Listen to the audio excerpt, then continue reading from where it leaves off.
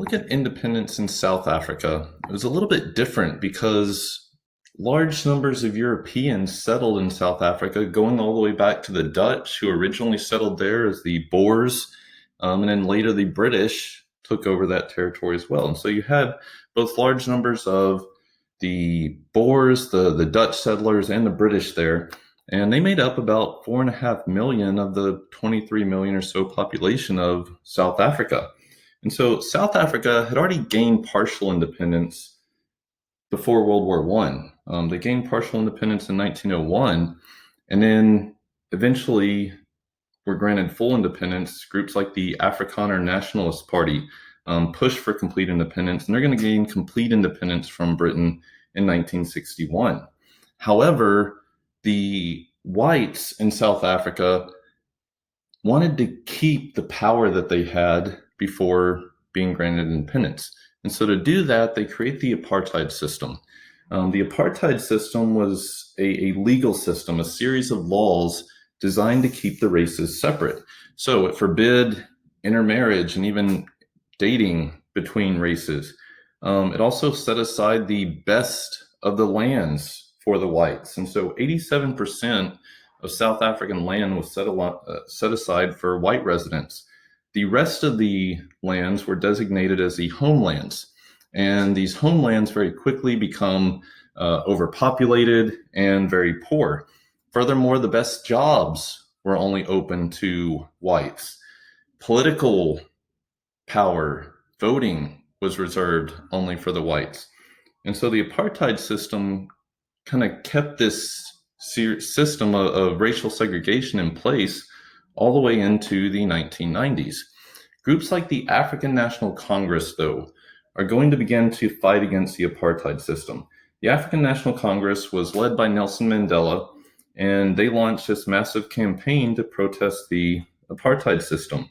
However, again, in the midst of the Cold War, the whites are going to label the African National Congress as communist. And so Nelson Mandela is going to be put in prison, and they're going to keep the uprisings to a minimum in the midst of this Cold War.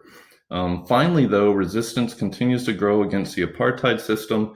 The apartheid system would be ended in 1989, and in 1994, they would finally hold open, free elections. And Nelson Mandela is going to become the first Black president of South Africa.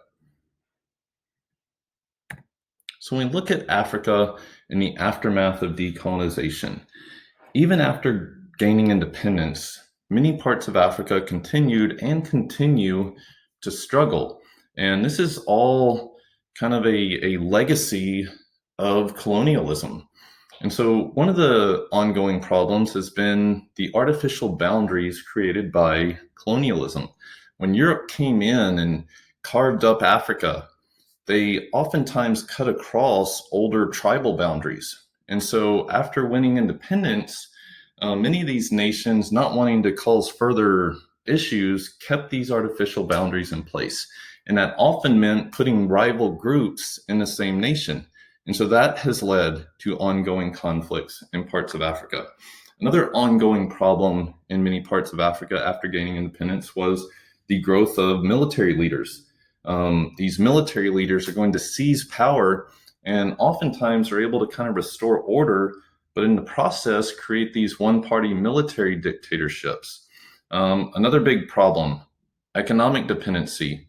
Even though they gained independence, many parts of Africa remained dependent on the West because they had never developed their own industries, and so their economies were based on the export of raw materials and cash crops. And again, that's a problem that plagues many parts of Africa all the way to present day.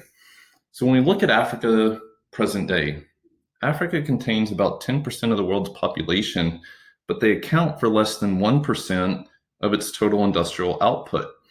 And many parts of Africa lack the money and the technology to develop their own industries.